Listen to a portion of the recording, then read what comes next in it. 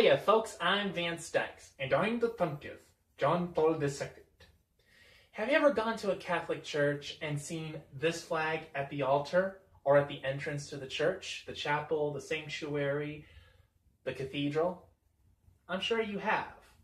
I guess you could say that this flag is like the official flag of the Roman Catholic Church. It's also the flag of the independent state of the Holy See. Absolutely. Now, if I remember my history correctly, please forgive me, my history can be a little foggy sometimes. But I think it was in 1929 when Vatican City became its own independent state or independent country, pretty much independent from the country of Italy, so to speak. Right. And I'm sure some of you have seen the images on this flag and you're pretty much wondering, what do all these images mean? Well, Vance and I, we're going to help you understand what all these symbols mean on the Catholic flag. So basically, like this for example, this is pretty much called the papal tiara, or the triple crown. This is basically worn by popes. Yes, even I have worn this triple crown myself. And basically, all three of these crowns, they represent the three powers that the Pope has.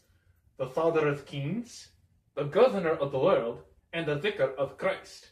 And at the top of the papal tiara is a golden cross, which is supposed to be the symbol of Vatican City.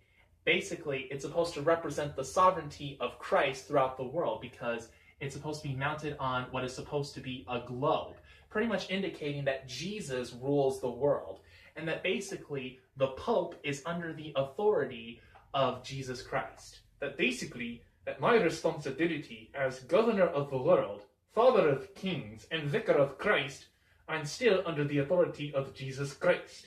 I don't do anything without Jesus Christ, without his supreme authority. Absolutely. And these keys, basically, these keys are supposed to represent the keys that Jesus was talking about when he was speaking with St. Peter the Apostle, when he said, "You are Peter, and upon this rock I will build my church. I will give you the keys of heaven, and whatever you loose on earth will be loosed in heaven, and whatever you bind on earth will be bound in heaven." Which I think is what this red cord is supposed to indicate as it's tied across the keys, and it's basically, it's binding the keys together, pretty much indicating what Jesus said when he said that whatever Peter would bind on earth, it would be bound in heaven, and whatever he loosed on earth would be loosed in heaven. Notice the color of the keys. One of the keys is gold, and the other is silver. And basically, the color gold is supposed to represent spiritual power, while the silver color represents worldly power. And basically, in heraldic, I hope I pronounced that word right, heraldic terminology, there really is no distinction between gold and yellow, and believe it or not, even silver and white. So basically, the yellow right here and the white right here, they all represent the same thing that the keys represent in regards to color. They represent spiritual power, gold, and worldly power, silver or white.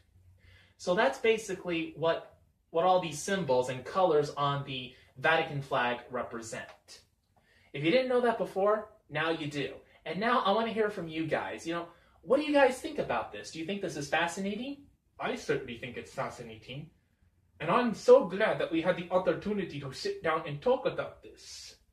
I really hope and pray in the name of Jesus Christ that this has been a very educational video for you, and hopefully you've learned a thing or two about the Roman Catholic faith. I hope so too. I think we should all learn a thing or two about the Roman Catholic faith because even though I'm not Roman Catholic, I hold Roman Catholicism so near and dear to my heart. Oh, that's so sweet of you. As a matter of fact, some of Christianity's most well-known preachers, thinkers, scholars, philosophers, they were of the Roman Catholic faith, especially, in my opinion, the most popular, St. Thomas Aquinas. Oh, you cannot go wrong with St. Thomas Aquinas. Basically, he was a Christian preacher and philosopher who pretty much taught that we can all know that there is a God simply just by looking at the world around us and just using our common sense to realize that there is no way that all of this got here by chance. The trees and the mountains and even us, and how we are so wonderfully formed. Absolutely.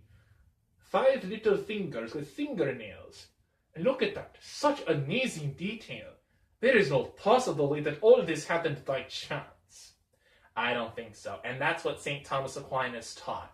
So, even though I'm not Roman Catholic, I really do have a deep love and appreciation for Roman Catholicism.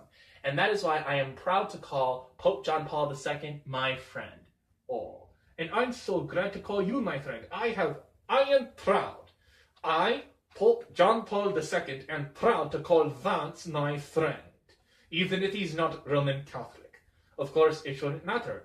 After all, he is still a brother in Jesus Christ. Right. Just under the Anglican communion, not the Latin communion. No. But still, I love you. And I love you too, Pope John Paul II. You're so sweet. A kiss from the Pope. That's a high compliment.